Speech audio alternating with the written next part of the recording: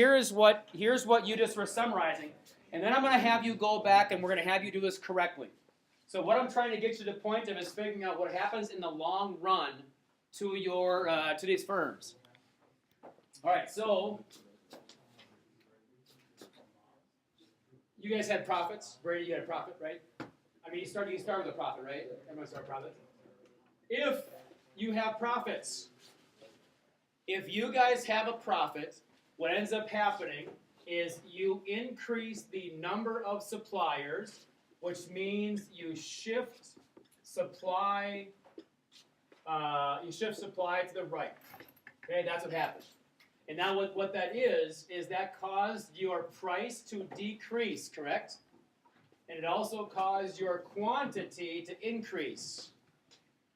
I assume this is correct for every single person because we started in the same spot.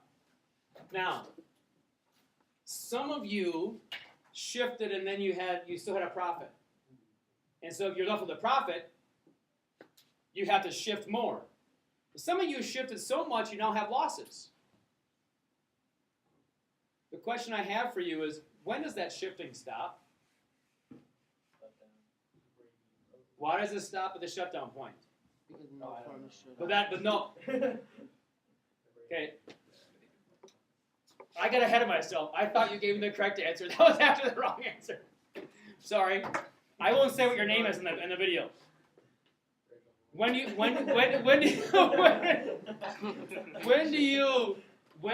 does it stop shifting? At the break-even point. Darn it, that's what I thought you said. Why does it stop shifting at the break-even point? Because now you're losing money, like you were earning no money and now you're just shifting your price down and down, so you lose money. No, you're not losing money if you stop at the break-even point, right? If your break-even point, you're breaking even, right? If you keep shifting beyond the break-even point, then you're losing money. Yeah. But why do you stop at the break-even point? Actually, I have a question. Oh, can I answer that before you ask that question? Let me ask this question. Before I answer your question, let me answer this other question. Kenneth? If you have a loss, firms leave until you get to what? The break-even point, right? If firms are profitable, they enter until you get to the break-even point. The question is I have for you, and I'll get to Zachary's question, why do they stop at the break-even point? Okay? Right, because he said because they're making zero profit or no more profit, which means there's no incentive anymore to do anything. If you're at zero profit or if you're at normal profit, that means you have no incentive anymore to act. If I'm profitable, there's an incentive to come in the industry. If I'm losing money, there's an incentive to leave the industry. If you're breaking even, there's no incentive to leave or to enter. So the conclusion of that is this, is that you increase numbers, you shift the supply curve to the right until you break even. Which, by the way, folks, this is called your long run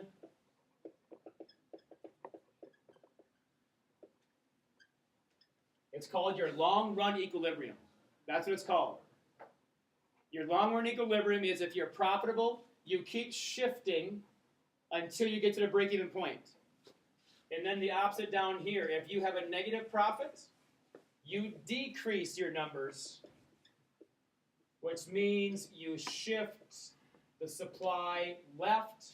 It means you increase the price for the industry. This is the industry. And you increase your, you decrease your quantity.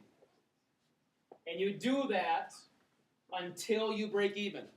Either way, that's what ends up happening. Your question, and I'll come back to Zachary's pending question, which I hopefully he remembers still. For the LRATC, the lowest point on that would be the break-even